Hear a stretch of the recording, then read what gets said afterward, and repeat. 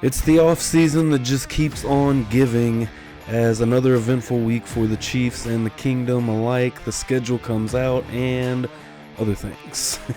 So this episode is going to be mainly about the schedule and stuff. Obviously, a lot of stuff going on around the Chiefs. The whole Rashee Rice situation that's happened, and the second Rashee Rice situation, the Harrison Butker fiasco, and now two more linemen, Wanya Morris included. I can't remember off the top of my head who the other one was, but obviously another situation there, getting picked up in Johnson County over on the Kansas side for possession of marijuana. So another week, another week in the headlines, another week that we keep on getting stuff to talk about. I guess it's not. I guess it's a good thing for people like me that need things to talk about during the off season, but man, it's been one thing after another, right? All off season, the memes have been flying. Chiefs PR team, they've got to be tied at this point. They got to be tied because they have had an off season that just has not stopped. Hit after hit after hit, it seems like, and so we're gonna get into all that. But first things first, let's get into the schedule. I haven't really looked at the schedule. I tried to record something the other night, and I just got back flying in from LA, so I was zonked. I was so tired, and I kind of watched that back and was like, yeah, we're just gonna start from the top on that one. So getting right into the schedule, I haven't really looked at the schedule. I know the first couple of weeks, and I went through the schedule, but honestly, I don't even know if I remember everything. So we're kind of just gonna react to the schedule, go through kind of initial thoughts on everything, and go from there. So if you do enjoy the podcast, as welcome back to the Papa Shronos podcast this week. If you do enjoy the podcast, though, go and hit that subscribe button on YouTube. Hit the follow button over on Spotify and Apple Podcasts as well. Leave a review if you'd like. I'd appreciate that a lot. Smash that like button. It definitely helps everything out, just the growth of the channel, the podcast in general, and working towards some other things, and as well as the film reviews. They're going to keep on coming, which what a perfect time to, as I've been kind of putting together a Wanya Morris film review, what a perfect time other than this weekend to put something out. So look forward to some Wanya Morris film at some point in the next week. So let's get right into the schedule. We begin September 5th. The Kansas City Chiefs host, for the second year in a row, opening night in the NFL, as they will bring in the Baltimore Ravens. The Ravens will come into Kansas City, coming off of the loss in the AFC Championship game, of course, will be their, it was their last game of 2023. Now their first game of 2024 will be, flipped in Arrowhead against the Chiefs, and I got to imagine the Ravens are probably the most excited about, that and Tyreek Hill, about L'Jarius Sneed not being a Kansas City Chief anymore, which granted, I'm not sure if the Titans play the Dolphins, or I guess the Ravens, they're all in the AFC, but the Chiefs get two Titans of the AFC, and really, the AFC is, it's revolved around one team for the last 5-6 years, but the other teams in the subcategory under the Chiefs would be the Ravens, the Bengals, which are your first 2 weeks, and the Bills. You have three teams that are in that, upper tier. You have, on top of the mountain alone is the Chiefs. And then you have these three other teams right under them. And kind of creeping up there is also the Houston Texans at this point. At, other points you had the Titans that had a really good run there, coming into the early 2020s. And right there at the end of the 2010s, obviously the Chiefs beat the Titans to head to their first Super Bowl in 50 years against the 49ers, to go to Miami for that Super Bowl. So first things first, Baltimore Ravens, Thursday night, September 5th. And based off of last year, this is one thing that me and Ray were kind of having a conversation about is, no matter how this game goes, is you're not going to get we've seen over the last couple of years, you're not going to get the Chiefs at full strength really any time in the regular season. You're not going to get the full playbook. You're not going to get, what they're going to eventually actually do in the playoffs. And this is kind of, here in Kansas City, we've kind of said at this point and established the season doesn't really start until the playoffs start. And that's kind of last year was, the biggest indicator of that. A team that looked like they were really struggling going into the playoffs. Losses to the Raiders, the Broncos. I mean, very tough losses of teams that they should not have lost to. And then they go to the playoffs and they just smoke everybody. And obviously they didn't beat everybody by 40 points, but I just mean the way that they played, the way that defense played. So, and that's a huge part of it, right, is L'Jarius Sneed leaving. You still have Chris Jones in place. You still have that defensive line. FAU hopefully taking a step up this year. George Karlaftis has played out of his mind last year especially, but, just since he's been a rookie and, coming up with this team, it's been great to see George Karlaftis. Drew Tranquill's back. Going back to the line, though, Mike Dana's back as well. So you've got a lot of pieces still there from this team and the defense last year that played so well together. Obviously, you're missing key pieces like L'Jarius Sneed. Mike Edwards moved on as well, went to Buffalo. And so we'll see.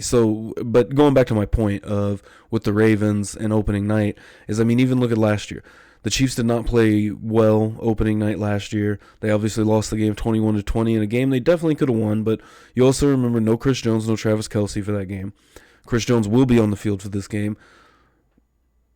Travis Kelce should be on the field for this game. Of course, he had that hyperextended knee that he got right at the end of camp, I believe, that hindered his ability to play week one.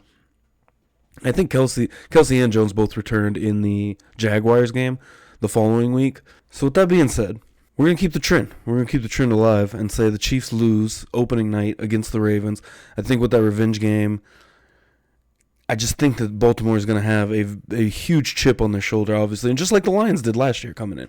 And, knowing that they lost that game last year against the Chiefs to end their season, where they could have been in the Super Bowl, probably would have beat that 49ers team.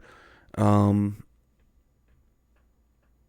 don't know. I'm not even going to get into that, but that would have been a great game, 49ers and Ravens. Obviously, would have been a terrific game to watch in the Super Bowl, but we got an even better one in an overtime classic against the Chiefs with the walk-off win. Anyways, enough on the Super Bowl, right? We'll say one loss. We're going to put one in the L column. I'm just going to write this down to keep track of where we're going week by week. Week 2, September 15th, 3:25.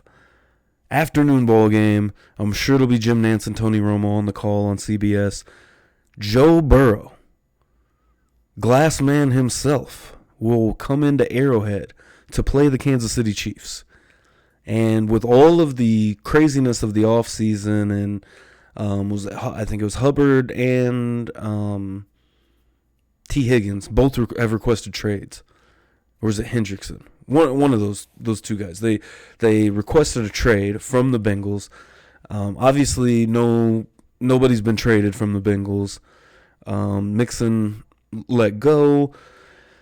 This one will be a fun one. And I've got the Chiefs winning this one. I don't think, Joe Burrow has shown that he has always started slow. Somewhat of a comeback kid in the seasons where he's actually been healthy to play.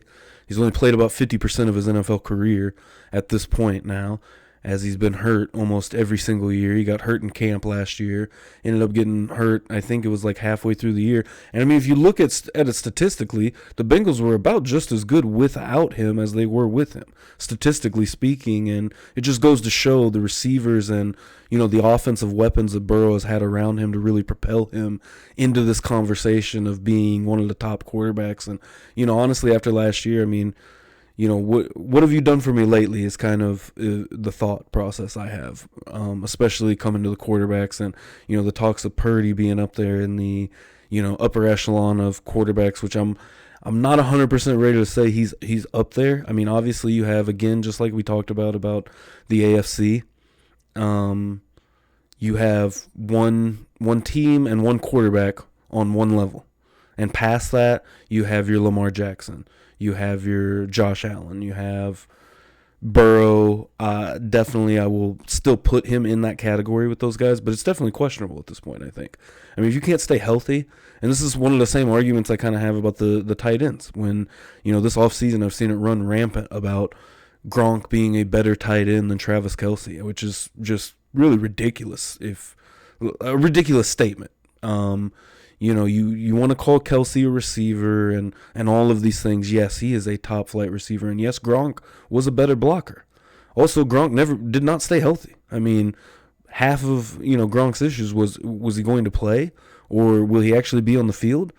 And I just think that it's hard to argue that you are one of the top. And that's an all-time discussion versus a right here, right now discussion, because with Burrow, for me, it's, can you argue that Burrow is the best quarterback in the game when he can't even stay on the field? I think it's hard to make that argument, especially when you have 3 Pro Bowl receivers around you. You've got to, the offensive line was comparable last year, just adding Orlando Brown, which, I mean, that obviously was a whole debate all year and leading up into the season. And, Orlando Brown, obviously as Chiefs fans, we know Orlando Brown was not the best, right? And, I mean, that's why he didn't get the contract that he wanted, and he wanted to stay at left tackle. I don't know if the Chiefs really wanted to keep him at left tackle. Didn't want to pay him left tackle money, that's for sure. And, you saw Veach pivot to getting Jawan Taylor in. And now we're probably going to see a young left tackle start this year. But, Taylor going to the right tackle probably wasn't worth the money that the Chiefs gave him last year either. Has a chance to grow into the role. And, I mean, just like Orlando Brown has a chance to kind of grow into his role as well with the Bengals. But, and I don't know the statistically speaking of it, right now with exactly what Orlando Brown did last year. But you got to stay healthy. You got to be able to play. And, on top of that, historically, Joe Burrow has started off very slow. He has not played well at the beginning of the year. I think this all aligns into the Chiefs' favor. And I definitely have the Chiefs winning at home week 2 against the Bengals. And we'll see if, we'll be able to see Burrow again at some point back in Arrowhead, or maybe even in Cincinnati, depending on how the season goes. So moving on to week 3, September 22nd, it's a Sunday night game, and it is the Atlanta Falcons hosting the Kansas City Chiefs week 3. And Kirk Cousins and that whole new offense that they've got in Atlanta, I guess I shouldn't say new, they really just have a quarterback at this point, but we'll see what Drake London and Kyle Pitts can do with that team. I don't think it's going to be enough to beat the Chiefs in week 3. I think the Chiefs end up winning this game and move to a 2-1 with a couple of wins, and then move on September 29th to Los Angeles. Speaking of the Falcons, though, going back to that for a minute, shout out my dude Kyle Pitts. I'm really hoping that Kirk Cousins and Kyle Pitts can form a great relationship for my dynasty fantasy team. Drake London as well. They got both of those guys on my dynasty fantasy league, and would like to see them flourish this year. So Kirk Cousins, make it happen. At LA against the Chargers, another 3:25 start time on a Sunday afternoon. This is September 29th, and that'll be the first matchup between Andy Reid and Coach Harbaugh, as of course Jim Harbaugh taking over for the Chargers. And a lot of hype behind that, which, granted, I think that it's good. I think that it's smart. Smart's not the word, right? But the hype it's real, right? Jim Harbaugh, I mean, the way he turned around the 49ers, what he did at Michigan, I mean, Jim Harbaugh is a top-notch coach, I think. And I'm happy to see him back in the NFL, obviously, with everything that went sideways in San Francisco at the end of his tenure there. I think that it's, that was unfortunate. But to see him finally come back, and, he went and won a championship with the Michigan Wolverines, and was able to, kind of peace out after that and kind of ride off into the collegiate sunset, back to the NFL, and back to, trying to get a ring in the NFL as a coach. So week 4 in LA, I just don't know what kind of team they're really going to have out there the first year for Harbaugh. And I think they'll be better, but I'm also going to count this one as a win here for the Chiefs in LA. They've done well in LA, And I want to say, I mean, I don't think that the Chiefs have lost at SoFi. I don't think the Chiefs have lost at SoFi at all. Was the first year Herbert was there. I could be wrong. There may be one loss thrown in there. 'Cause it's been 3 years, I think, because the COVID year was in 2020 was the first year when they opened up SoFi, and that was the game, of course, the craziness with Herbert. That was Herbert's first start as administering a shot to Tyrod Taylor. His lung collapsed, I think, or something crazy happened, right before that game started, and Taylor wasn't able to play, and Herbert had to step up, and as they say, the rest is history, right? Herbert took over that team, and it's been Herbert's team from then on. But so we're gonna go 3-1 into Week 5, and that will bring the New Orleans Saints on Monday Night Football to Arrowhead on October the 7th, the week before the bye week. They play a Monday Night Football game. Also counting this one as a win for the Chiefs. I just don't know what the Saints really have to offer for the Chiefs in this game. Other than a lot of former Chiefs. We'll see Willie Gay, Tyrann Mathieu. I don't know if Sorensen is still there. Sorensen went there. Ben Neiman was there as well. I mean, it seems like a factory for... and how could I get Kalen Saunders? Kalen Saunders, which that was a departure. Him and Willie Gay both are two departures in the last couple of years that I was really sad to see go.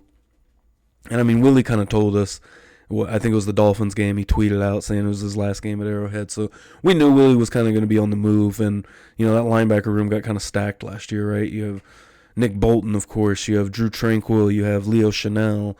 And then Willie Gay. But, the way Willie Gay was able to play on the spy in certain games, and just the speed and the personality he brings to the team, I feel like were all great things. So shout out to Willie Gay. 3-time Super Bowl champion. Or did we draft him after? I don't know. Nonetheless, at least a 2-time Super Bowl champion, I'll say. I can't remember if he was drafted before or after the first Super Bowl. I think it was after, actually. He might have been on that team. I don't know. Let me know in the comments. Was Willie Gay on that first Super Bowl team? Off the top of my head, I'm not 100% sure. I don't want to look it up, but we're going to keep on pushing through the schedule. Week 6 is the bye week. Until Week 7, the rematch. This one, another big rematch. At San Francisco. Sunday afternoon game. I'm almost shocked this isn't a primetime game. This is a 3:25 start on a Sunday afternoon, October 20th, at San Francisco. Kansas City Chiefs head in to play the Niners, of course, in the rematch of the rematch. As Super Bowl 54 and Super Bowl 58. Chiefs 2-0 against the 49ers in Super Bowls. And the Chiefs did go to San Francisco 2 years ago and win as well in a game. I think it was about midway through the season. That might have been the week before the bye for the Chiefs that year. This one, we're at 4-1, so I'm going to go to 4-2. I'm going to say that the Chiefs lose this one in San Francisco. I think it's another case of just they're going to get the absolute best from the Niners. The Niners are upset. Obviously, all the talk this season, or this offseason as well, been a lot of talk, and even from, the tops in the 49ers. I just saw a quote where, Jed York was asked, which, who knows at this point, don't believe half the stuff you see on the internet, but it was a quote, I think, before the Super Bowl, where he was asked what he remembered about Super Bowl 54, and he said he remembered Nick Bosa getting held. And I know Bosa made a comment about that as well, about the holding, and, that's all we've heard all offseason is, the Chiefs held the entire game. Oh, it was rigged. It was, all the refs, if they would have just thrown a holding call here or there, but, and I've talked about this a couple of times at this point, go back and watch the game.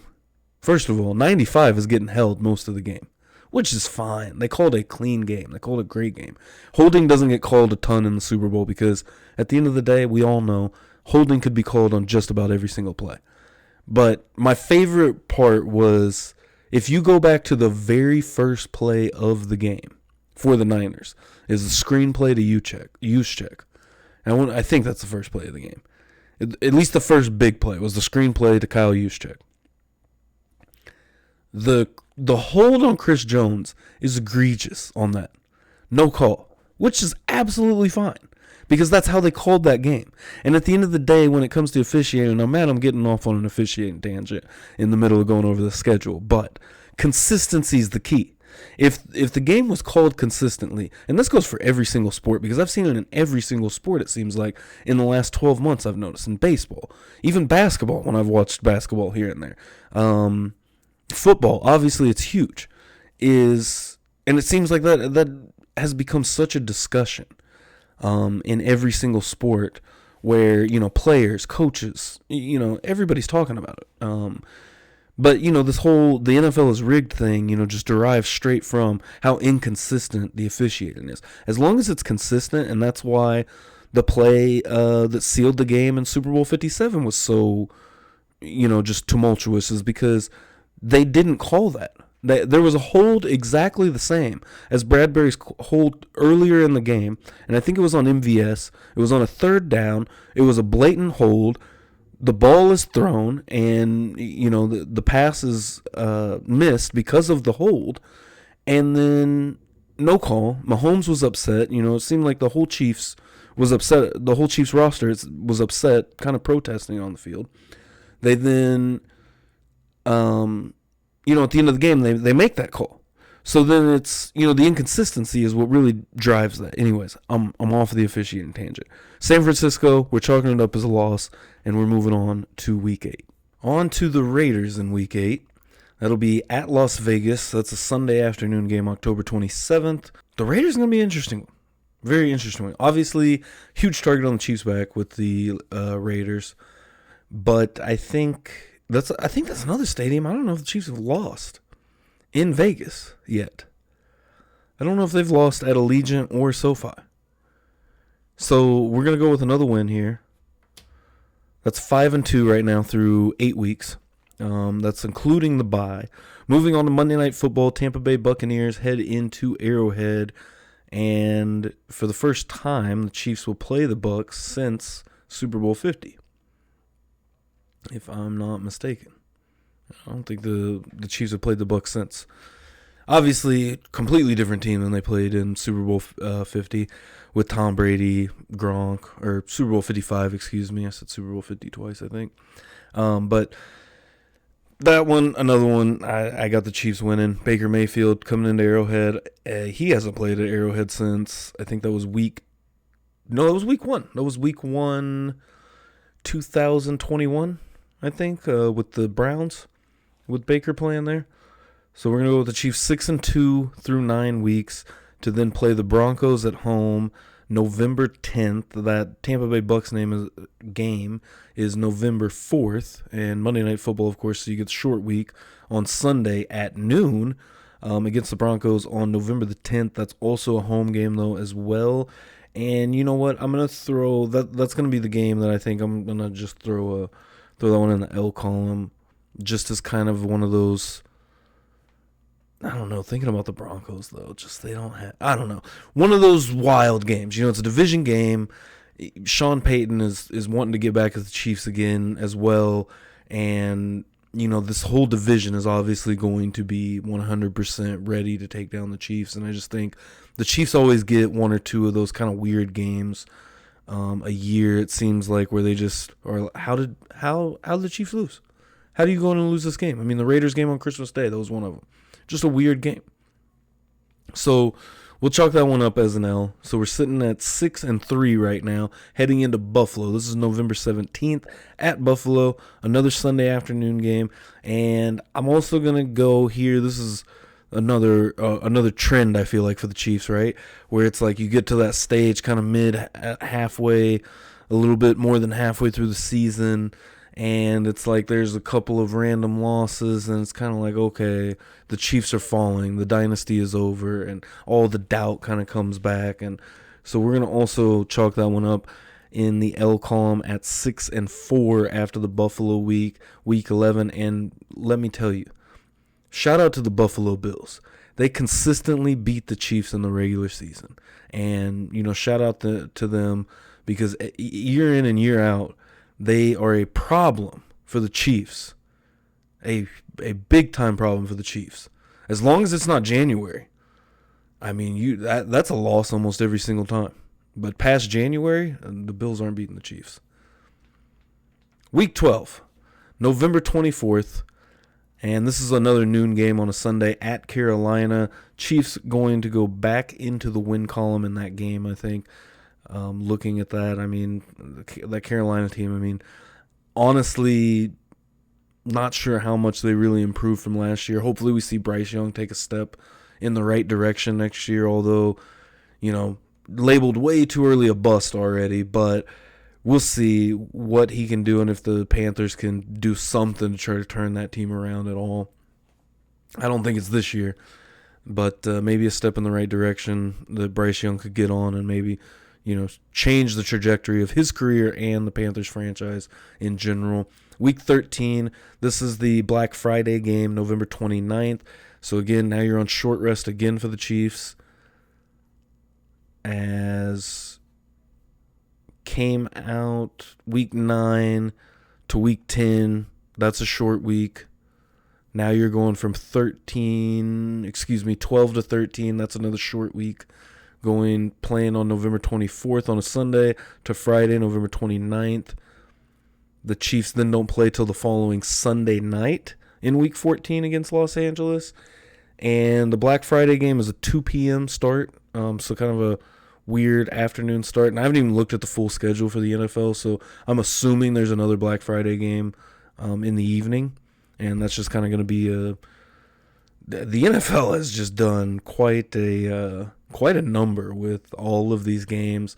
Obviously, you'll have the 3 Thanksgiving Day games, probably at least a couple on Black Friday, I'm assuming now, with the Chiefs starting at 2 p.m. I'm not sure if there'll be Saturday games that week. And then Sunday, Monday, of course. I mean, that might be a 5-day weekend for NFL football right there. And the way that and just going to the schedule releases. I didn't talk about that in the beginning. I meant to, but just to touch on, the NFL will turn anything that they can into a, content making, entertainment, money making thing. I mean, is there anything else that the NFL can turn around and make money off of? Because even the schedule release, it's such a big deal. And with the last couple of years and the rise of social media and the way that they put it out, the Chiefs with the, crushing video where, they crushed the Old Bay seasoning for the Ravens. They crushed the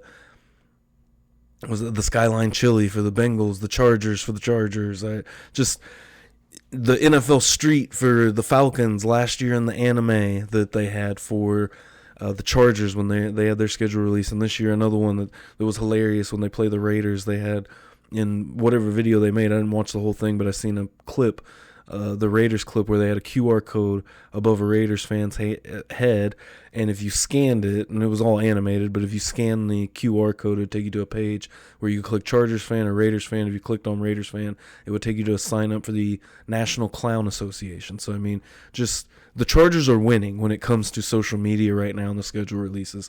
I don't think that, and like I said, I didn't watch the whole thing, but the anime thing last year, I mean, that was top notch. With Chiefsaholic being involved, getting chased by the police, and the Chiefs schedule when they were playing the Chiefs, just great stuff from the Chargers last year.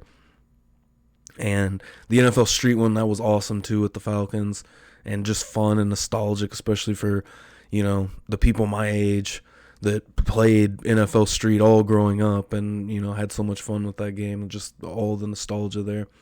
So we're gonna go with a win against the Raiders to push to 8-4.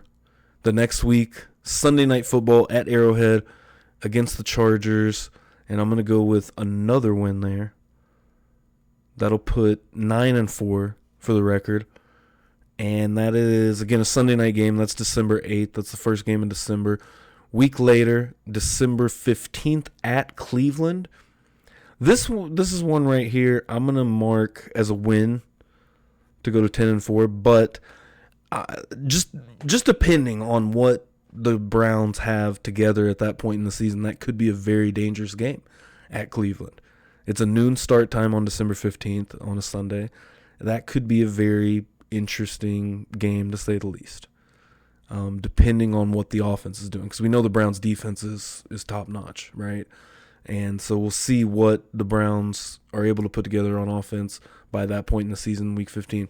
Week 16, the team on the doorstep, knocking on the doorstep to really be in that elite conversation in the AFC, and this is their year to possibly prove that. December 21st. Now, this is the craziest, I think, 4 days rest you play on. You go from December 21st to playing December 25th on Christmas Day is going to be an interesting week from Week 16 to 17. Week 16, and they're two tough games. Week 16, you have the Houston Texans coming to Arrowhead at noon. Week 17 on Christmas Day, you're going to Pittsburgh to play at Pittsburgh. This is where it's going to get interesting. I'm going to go ahead and say the Texans come out, the young, hungry team. They come out, they get the win at Arrowhead on a this is a Saturday noon start time. Then you go to Wednesday, and you're going to play the Steelers on the road. Christmas Day, the Chiefs lose 2 years in a row is what I'm going to chalk that up as. And that's another team that'll be interesting to see where they're at. Who's the starter by Week 17? Who's the starter Week 1 in Pittsburgh? I know I've talked about that also over this offseason. But so we're going to go back-to-back losses right there is what I'm going to go with. At that point, 10-6 to move into the last week, and this is TBD. No date, no time associated with the Denver Broncos. On the road at Denver, Chiefs win the final game of the year and finish at 11-6 is my initial reaction to this schedule. I think the lack of rest going into Pittsburgh, that's going to be a really tough game. That's a tough defense, and obviously this will all be pending on who's playing, and, I'll be covering it all season.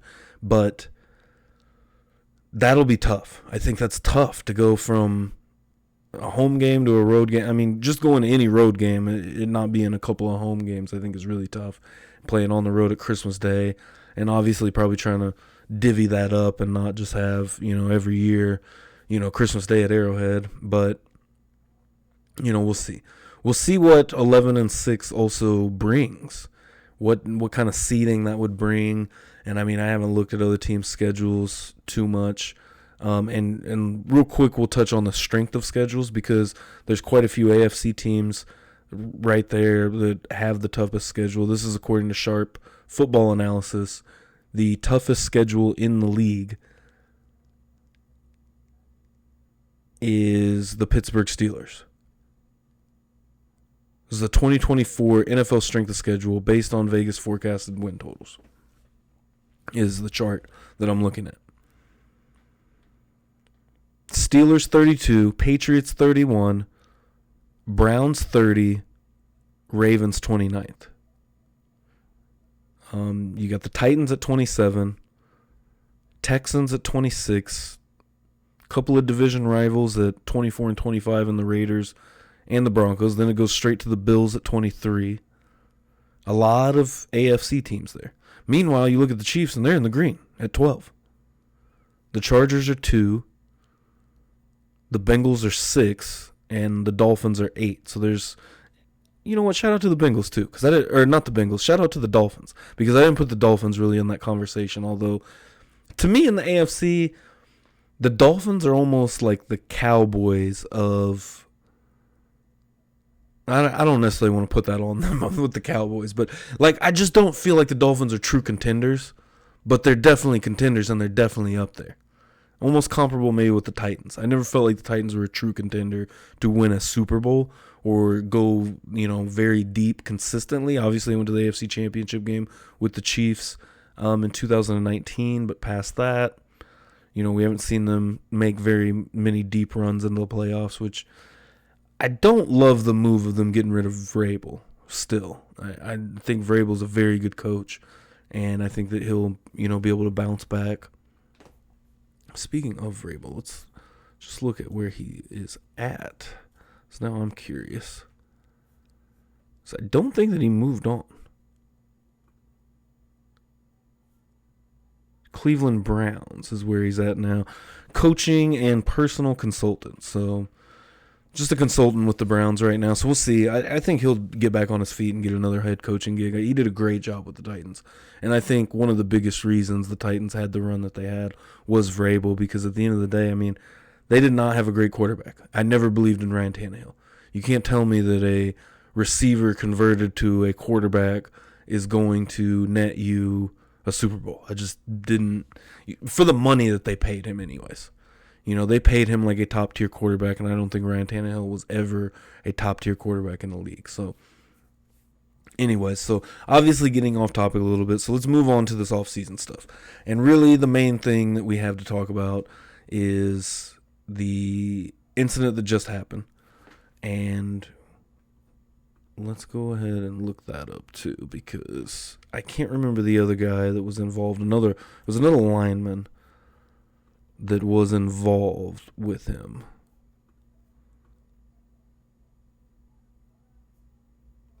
All right. Get ready for me to mispronounce this name for sure. Chukwuebuka Godric is all the other linemen that got arrested with Wanye Morris.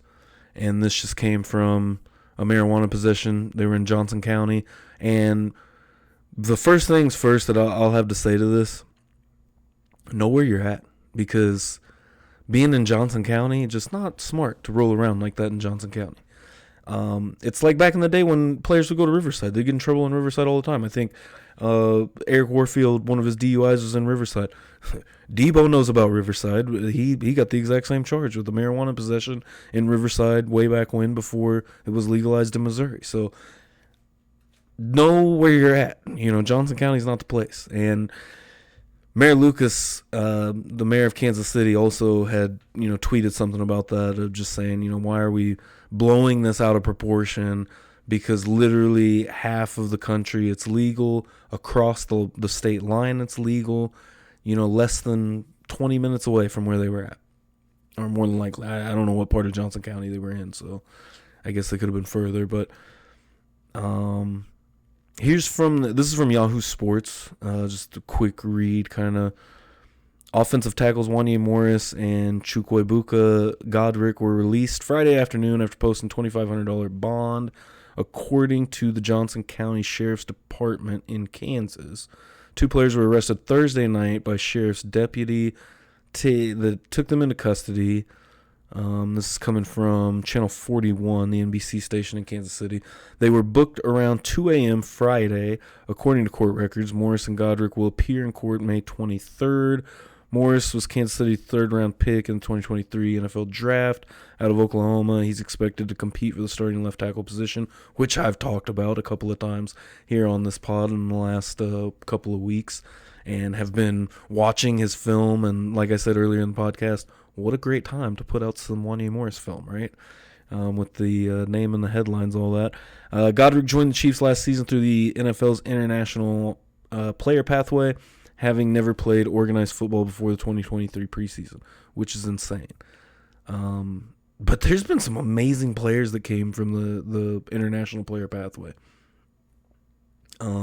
Malata from Philly, one of the top linemen, and I don't think that he played any football hardly before he started. Obviously, the Chiefs getting the new rugby player that they got. And off the top of my head, I cannot think of his name, but this just goes to where we're at right now with the Chiefs and their offseason, which I think is going to build it into even more of a fascinating season. Rashee Rice we talked about, and I don't remember if I really talked about the most recent situation with Rashee Rice. And it sounds like it's kind of a he said of, I got punched. There's also eyewitnesses that said that he didn't actually, there was no physical altercation between him and the photographer in the club. Either way, I mean, after the hit and run, you would think you would just lay low for the rest of the offseason, hang out at the house. Like, do some drills. You know what I mean? Like, go party next offseason at this point. Like, go party on the bye week. Like, I just... And if you're going to go party, stay out of trouble. I don't know, but at the end of the day, I mean, these are young guys.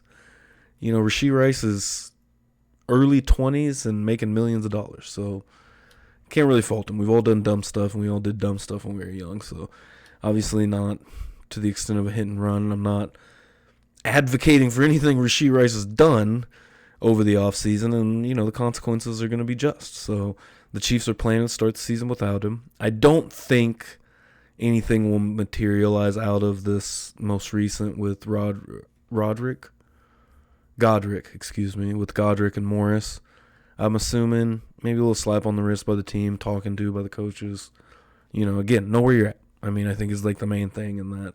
Know where you're at, and I mean, if you're going to be rolling around in Kansas, don't have weed on you. I mean, simple as that. It's legal over here. It's not legal over there. What can you do? What can you do? So, I think the Chiefs will be fine.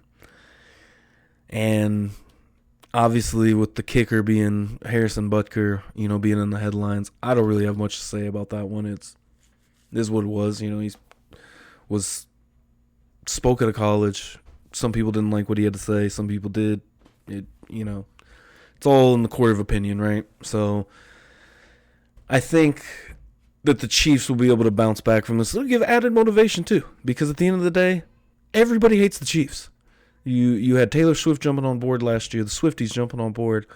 I mean, it is Golden State. It is, dare I say, the Bulls in the 90s at this point. I mean, right now, maybe a hot take there, but right now, I mean, this team is better, has been better than the Patriots in either one of their two runs. I'm thinking. I could be mistaken. I know for a fact the first run, this run for the Chiefs has been better. The second run, obviously all of that together, I mean, there's no comparison with the Chiefs to the Patriots right now. No comparison overall. But when you're just narrowing it down to each run, the run that the Patriots had in the 2010s, the run that the Patriots had in the 2000s, this Chiefs team, better. So we'll see what 2024 brings. I'm very excited to finally get the season underway. And just to go back to the schedule real quick and finish it up with that, going to the preseason. The preseason starts August 10th. They play August 10th, August 17th, August 22nd. August 10th will be on the road at Jacksonville. The next two games will both be at Arrowhead. One on a Saturday afternoon against the Lions. One on a Thursday night against the Bears on the 17th and 22nd. And then, of course, you have the dropping of the new banner. And I will be in attendance for that again this year, September 5th. 7:20 p.m. Central Standard Time. Rematch of the AFC Championship game. Baltimore Ravens versus the Kansas City Chiefs. I am pumped for that. So let me know down below in the comment section, whether it's Spotify, YouTube, wherever you're listening on. Let me know in the comments what you think about Week 1. What do you think about the schedule and how the Chiefs line up for 2024? And again, if you enjoyed this podcast, smash the like button, hit the subscribe on whatever platform you're listening on. If you're listening over on Apple Podcasts, come watch the podcast on YouTube. There's more content on YouTube as well with the film reviews that I put out. And obviously more podcasts on the way. If you want to follow me over on Instagram at Papa Shro Knows, over on Twitter /X at Papa_Shro. So yeah, follow along and also ding that bell to get notified when I post anything. So until next time, go Chiefs.